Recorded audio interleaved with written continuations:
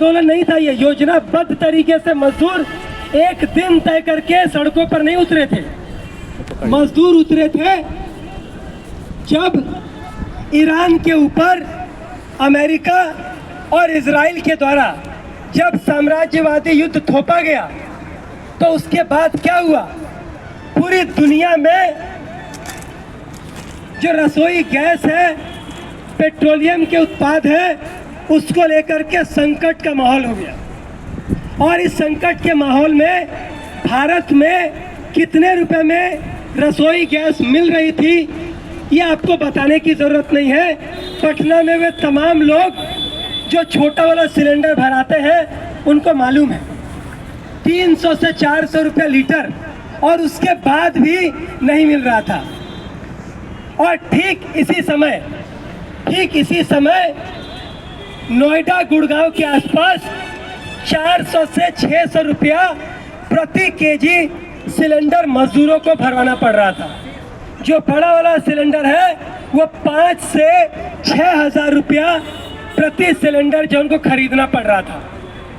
अब आप सोचिए कि वो मजदूर आबादी जो 12,000 रुपये में, 10,000 रुपये में महीने पर काम करती है, किराए पर रह करके अपने परिवार के साथ गुड़गांव मानेसर जैसी जगहों पर रहती है, आखिर वो कैसे 5,000 और 6,000 का सिलेंडर भरवा करके अपने परिवार का गुजारा करेगी। तो अंत में अपने हालात के वजह से मजबूर होकर के वो लोग सड़कों पर आए कि हमारा गुजारा 10,000 12,000 में नहीं होने वाला है। अपने वेतन वृद्धि की मांग को लेकर के, ओवर टाइम में डबल रेट मिले इस मांग को लेकर के, साप्ताहिक तौर पर एक दिन की छुट्टी हो इस मांग को लेकर के मजदूर सड़कों पर उतरते हैं। और ये जो स्वतः स्फूर्त आंदोलन हुआ, ये जो अपनी गति से जो सालों से गुस्सा पनप रहा था, उस गुस्से की वजह से जो आंदोलन खड़ा हुआ, किसी भी जगह पर जब भी मजदूरों का आंदोलन खड़ा होता है, इतिहास में जब पहली बार मजदूरों ने 1850 के ज़माने में आंदोलन किया था, 8 घंटे काम, 8 घंटे आराम और 8 घंटा मनोरंजन की मांग को लेकर के, जिसको लेकर के 1 मई को हम मजदूर दिवस मनाते हैं, जिसके वजह से सरकारी विभाग में काम करने वाले लोगों को 8 घंटे का काम का समय मिलता है। उस समय भी, उस आंदोलन में भी अमेरिका के पूंजीपतियों ने, अमेरिका के कारखाने के मालिकों ने, ठेकेदारों ने क्या किया था, पुलिस के दम पर उस प्रदर्शन में बमबारी करवाई थी। और उस बम विस्फोट का ठीकरा किसके ऊपर फोड़ा था? मजदूरों के ऊपर। ठीक यही चीज हुई है नोएडा गुड़गांव के आंदोलन में जब भी हुआ है। नोएडा गुड़गांव के आंदोलन में मजदूरों का व्हाट्सएप ग्रुप है। पुलिस जब उठा करके ले गई तो पुलिस ने दलील दी है कि व्हाट्सएप ग्रुप में सब लोग एक साथ मिल करके तय किया है कि किस दिन क्या करना है। उस व्हाट्सएप ग्रुप की सच्चाई आप सुनिए। वो ग्रुप, पुलिस ही बोल रही है कि मजदूरों का ग्रुप है, तो उसमें मजदूर होंगे। आप यकीन नहीं मानिएगा कि नोएडा फेज 2 के थाने की जो दरोगा है, सब इंस्पेक्टर है बीना सिंह, वो उस ग्रुप में जुड़ती है और उस ग्रुप में जुड़ करके लोगों को हिंसा भड़काने के लिए मैसेज भेजती है। इतना ही नहीं, और सुनिए, इसके साथ साथ मतलब पुलिस महकमे के बहुत बड़े अधिकारी के ड्राइवर वो मजदूर आंदोलन में जाते हैं और मजदूर आंदोलन में जाकर के उनका जो व्हाट्सएप ग्रुप है उसमें घुस करके मजदूरों को हिंसा करने के लिए भड़काते हैं। यानी पुलिस किस तरीके से इस पूरे आंदोलन को हिंसात्मक रूप देने के लिए कोशिश कर रही थी, आप अंदाजा लगाइए। यूट्यूब पर आप जाइए, आपको देखने को मिल जाएगा, खुद नोएडा पुलिस कारों को तोड़ रही है, फैक्ट्रियों में आग लगा रही है, नोएडा पुलिस खुद। और इन सारी चीजों का ठीकरा किसके ऊपर फोड़ा गया? मजदूरों के ऊपर। क्यों? क्योंकि मजदूर अपनी वाजिब मांगों को लेकर के शांतिपूर्ण प्रदर्शन कर रहे थे। और अगर शांतिपूर्ण प्रदर्शन होगा तो पुलिस तो उसका दमन कर ही नहीं पाएगी। पुलिस को तो बहाना चाहिए ना कि आखिर हम कैसे इस आंदोलन के ऊपर लाठी बरसाएं। तो मजदूरों को हिंसात्मक कार्रवाई करने के लिए भड़काया जा रहा है, और इस तरीके से जब हिंसा भड़कती है उसके बाद क्या होता है ये आप भी जानते हैं, हम भी जानते हैं। पूरे के पूरे मजदूर आंदोलन को दमन करके मतलब खत्म कर दिया गया। और इतने तक बात नहीं रुकी, इसके बाद वो तमाम मजदूर कार्यकर्ता, वो तमाम छात्र, वो तमाम बुद्धिजीवी जो मजदूरों के आंदोलन के समर्थन में या तो वहाँ पर जा रहे थे या तो अपनी जगह से बैठ करके फेसबुक पर पोस्ट लिख रहे थे, उनके समर्थन में बयान दे रहे थे, उन तमाम लोगों को पुलिस ने क्या किया, गिरफ्तार किया।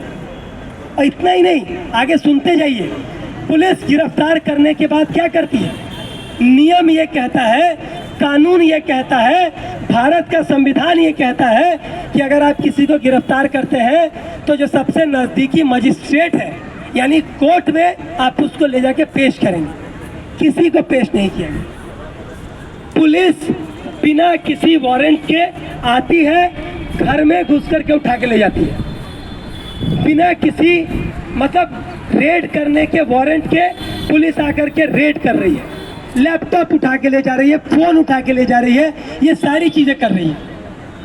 और इन सारी चीजों के बाद इतने पर भी पुलिस नहीं रुकती है।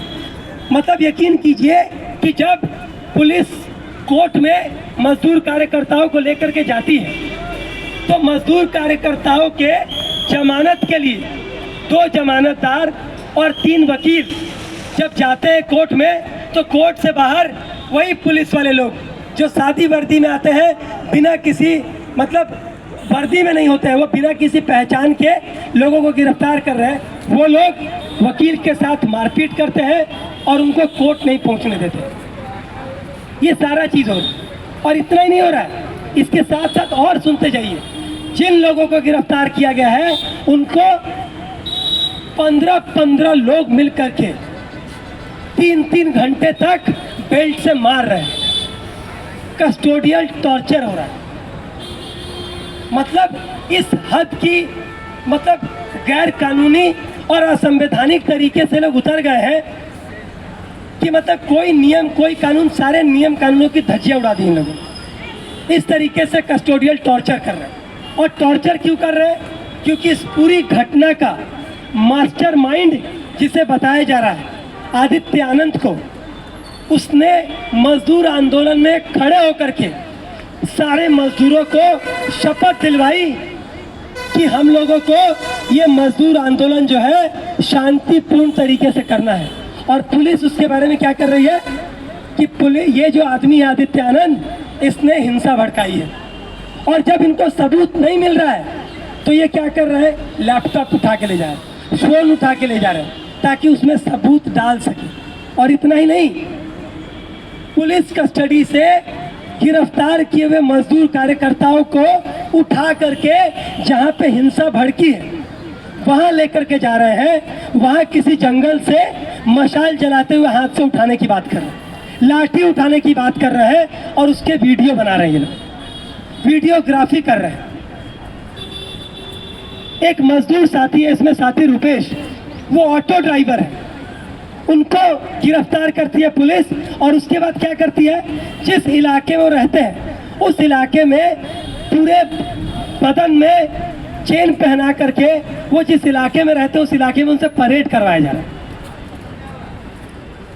और ये सारी चीजें क्यों की जा रही है?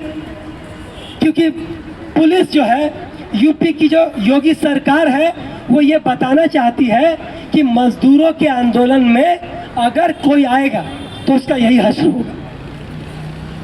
और सिर्फ इतनी बात नहीं, हम और आप जो टीवी चैनल देखते हैं, ये गोदी मीडिया जो है वो क्या कर रही थी इस दौरान? गोदी मीडिया लगातार, पहले इन लोगों ने बोला कि ये लोग पाकिस्तानी हैं, देशद्रोही है ये लोग और देश में हिंसा फैलाना चाहते हैं। पाकिस्तान का कनेक्शन इन लोगों ने चिल्लाया, लेकिन पाकिस्तान का नैरेटिव काम नहीं किया तो इन लोगों ने बोला कि अर्बन नक्सल है।